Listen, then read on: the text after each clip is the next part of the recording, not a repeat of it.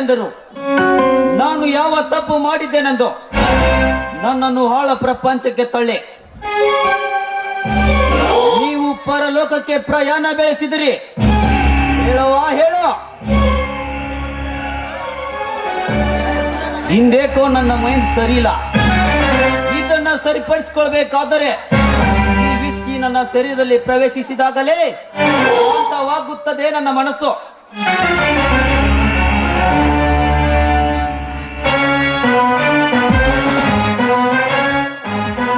ಈ ವಿಸ್ಕಿ ಎಷ್ಟು ಕುಡಿದರು ಆ ಶತ್ರುಗಳ ಭಾವಚಿತ್ರ ಕಾದಾಡುತ್ತದೆ ನನ್ನ ಹೃದಯದಲ್ಲಿ. ಸೊಕ್ಕಿನ ಸೊಳೆ ಮಕ್ಕಳೇ, ನಿಮ್ಮ ಶರೀರವನ್ನು ಶವದಂತೆ ಸೀಳೆ ಸೊಳ್ಳೆ ಅಂತ ವಸ್ಕಾಕುವೆ ಈ ನನ್ನ ಅಸ್ತ್ರದಿಂದ. ನನ್ನ ಸೇಡಿನ ಕಿಡಿ ನಂದುವುದು.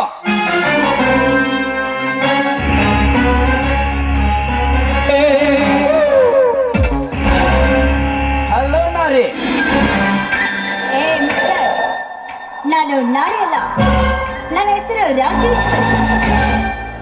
ವಾರೆ ವಾವ್, ಮೆಚ್ಚಿದ್ದ ಹೆಣ್ಣೆ ನಿನ್ನ ಸ್ವಚ್ಛವಾದ ಹೆಸರಿಗೆ. ಅಂದಿನ ರಾಜಮಾನ ತಂಡದ ಹೆಣ್ಣು ಇಂದು ಕಣ್ತುಂಬ ನೋಡುವ ಅದೃಷ್ಟ ನನ್ನದಾಯಿತೆಂದು ತಪ್ಪಾಗಿರ್ಕಿಲ್ಲ.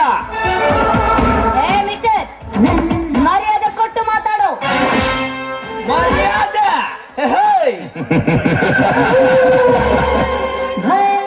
ಮರ್ಯಾದೆ ಮೂರಕ್ಷರ ಮರೆತು ಕೊಡೆ ಕಾಣುವ ಹಾಗೆ ಮೀಡಿ ತೊಟ್ಟು ಬೀದಿ ಬೀದಿ ತಿರುಗುವ ಬಜಾರಿ ಹೆಣ್ಣು ನೀನು. ನಿನಗ ಮರ್ಯಾದೆ ಕೊಡಬೇಕಾ? ನಾವ್ಯಾರು ಗೊತ್ತೇನು? ಈ ಊರಿನ ಶ್ರೀಮಂತ ಉಗ್ರದೇವನ ತಂಗಿ ರಾಜೇಶ್ವರಿ. ಅರ್ಥ ಆಯ್ತಾ? ಅರ್ಥ.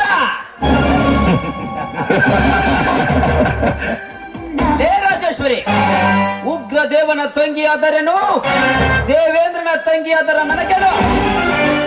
ಲೇ ರಾಜೇಶ್ವರಿ, ಶ್ರೀಮಂತನ ತಂಗಿಯಾದ ತಕ್ಷಣ ಆ ಸೃಷ್ಟಿಕರ್ತ ಬ್ರಹ್ಮ ಈ ಭೂಮಿಗೆ ಕಳಿಸಿಕೊಡಬೇಕಾದರೆ ನಿನ್ನ ಶರೀರದಲ್ಲಿ ಏನಾದರೂ ಸ್ಪೆಷಲಿಟಿ ಇರುವಣ? ಲೇ ಹೆಣ್ಣೆ, ಸರ್ವ ಸ್ತ್ರೀಯರಿಗಿರುವ ವಸ್ತು ನಿನಗೂ ಇಟ್ಟಿರುವಾಗ ಆ ಸೃಷ್ಟಿಕರ್ತ ಬ್ರಹ್ಮ ನಿನಗೆ ಸ್ಪೆಷಲಿಟಿ ಕಳಿಸಿರುವಣ ಈ ಭೂಮಿಗೆ? ಮಿಸ್ಟರ್, ಬಗ್ಗೆ ಹಿಡಿದು ಮಾತಾಡು. ನನ್ನ ಹತ್ರ ಹಣ ಇದೆ. ಏನು ಯಾವ ತರದ ಬಟ್ಟೆ ಸುತ್ತಿಕೊಡು, ಈ ರೀತಿ ಸುಂದರವಾದ ಉಡುಪನ್ನು ಧರಿಸಿ ಹೊರಟ್ರೆ ಸಾಕು. ನಿಮ್ಮಂತ ಬಣ್ಣ ಗಂಡಸರು ಹೊಟ್ಟೆ ಕಿಚ್ಚು ಪಡ್ತಾರೆ. ಹೊಟ್ಟೆ ಕಿಚ್ಚು? ಲೇ ಹೆಣ್ಣೆ, ಮೆಚ್ಚಬೇಕು ನೀ ಉತ್ತರಿಸಿದ ಮಾತಿಗೆ. ಈ ಪ್ರಪಂಚದ ಚಕ್ರವರ್ತಿಗಳು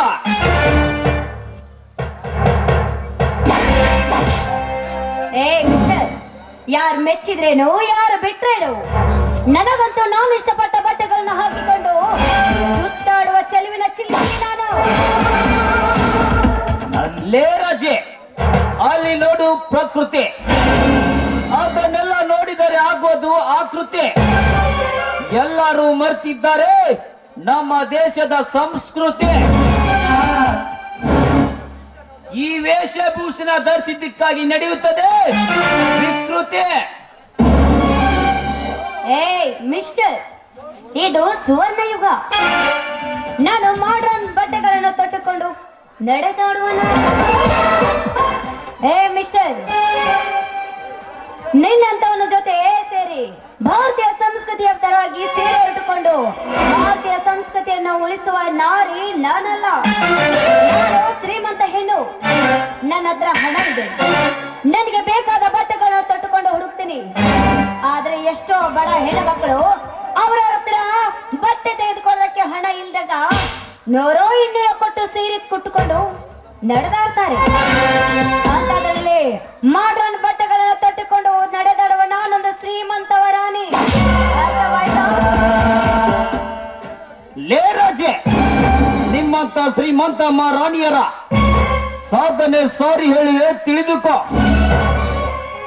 ತೊಡೆ ಕಾಣುವಾಗೆ ಮೀಡಿ ತೊಟ್ಟು ಬಡ ಹುಡುಗನಿಗೆ ಪ್ರೀತಿಯ ಹುಚ್ಚು ಹಿಡಿಸಿ ಎಷ್ಟಿಲ್ಲ ನಿನ್ನ ಸಮಾಜದಲ್ಲಿ. ಕಾಮದ ಪಿತ್ತ ನೆತ್ತಿಗೆರೆ ಕಂಡ ಹುಡುಗನನ್ನು ಕ್ಲಬ್ ನಲ್ಲಿ ಕರೆಸಿಕೊಂಡು ತನ್ನ ಕಾಮದ ಇಂಗಿಸಿಕೊಂಡ ಶ್ರೀಮಂತ ಕುಮಾರಿಯರೆಷ್ಟಿಲ್ಲ ಈ ನಿನ್ನ ಸಮಾಜದಲ್ಲಿ. ಗಂಡನ ಸರಿಸೋ ಮಾನರೆಂದು ಕಂಡ ಗಂಡಸರೊಂದಿಗೆ ನಕ್ಕು ನಲೆದಾಡಿ ಗಂಡಸರ ತಲೆ ಕೆಡಿಸಿ ಹುಚ್ಚು ಹಿಡಿಸಿದ ಶ್ರೀಮಂತ ಮಹಾರಾಣಿಯರೆಷ್ಟಿಲ್ಲ ಈ ನಿನ್ನ ಸಮಾಜದಲ್ಲಿ.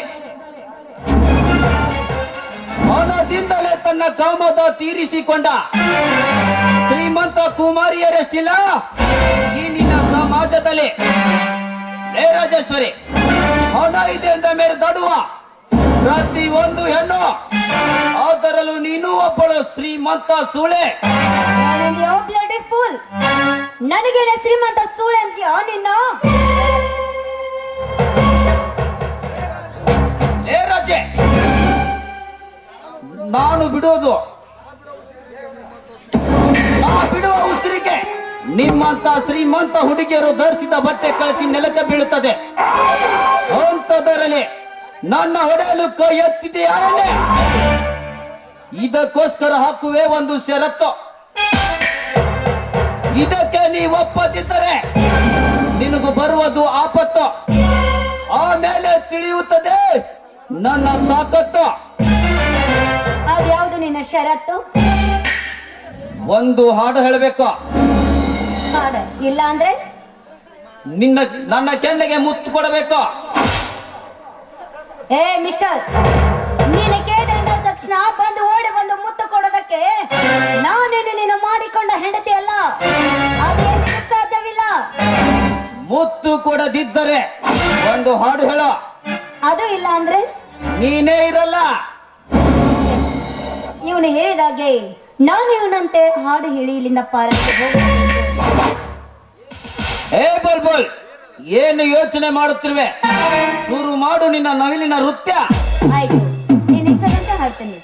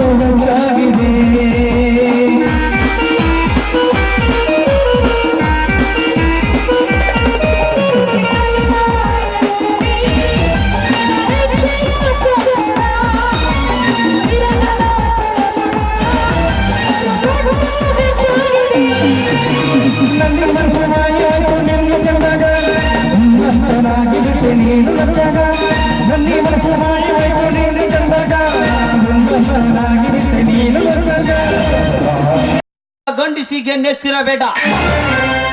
ನನ್ನ ಹೊಡೆಯಲು ಕೈ ಎತ್ತಿದೆಯಲ್ಲ, ಅದಕ್ಕೆ ಆಡಿಸಿ ಶಿಕ್ಷೆ ಕೊಟ್ಟಿರುವೆ. ನಾನಿನ್ನು ಬರ್ತೇನೆ.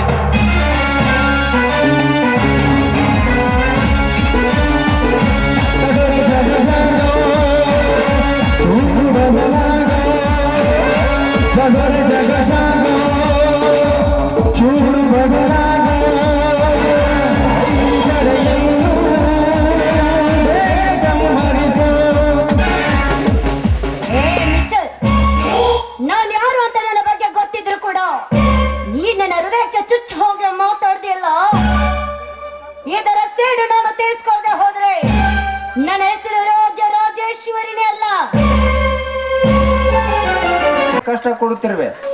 ಚಿಕ್ಕಂದಿನಲ್ಲಿರುವಾಗ ನನ್ನ ತಂದೆ ತಾಯಿಗಳನ್ನು ದೂರ ಮಾಡಿದೆ. ಈಗ ನನ್ನ ಮನಸಾರೆ ಮೆಚ್ಚಿದ ನನ್ನ ಕಾವೇರಿಯನ್ನು ದೂರ ಮಾಡಿಕೊಂಡೆ. ಯಾಕೆ ಈ ರೀತಿ ನನಗೆ ಕಷ್ಟದ ಮೇಲೆ ಕಷ್ಟ ಕೊಡುತ್ತಿರುವೆ? ನಾನು ಈ ಭೂಮಿಯ ಮೇಲೆ ಹುಟ್ಟಿದ್ದು ತಪ್ಪ? ಹೇಳು ತಾಯಿ, ಹೇಳು. ಯಾವ ತಪ್ಪಿಗೆ ಈ ಶಿಕ್ಷೆ? ಇಲ್ಲ ಇಲ್ಲ, ಆ ನನ್ನ ಕಾವೇರಿ ಆತ್ಮಹತ್ಯೆ ಮಾಡಿಕೊಳ್ಳುವಂತ ಹೇಳಿ ಅಲ್ಲ. ಅವಳ ಸಾವು ಆತ್ಮಹತ್ಯೆ ಅಲ್ಲ, ಖಂಡಿತ ಕೊಲೆ.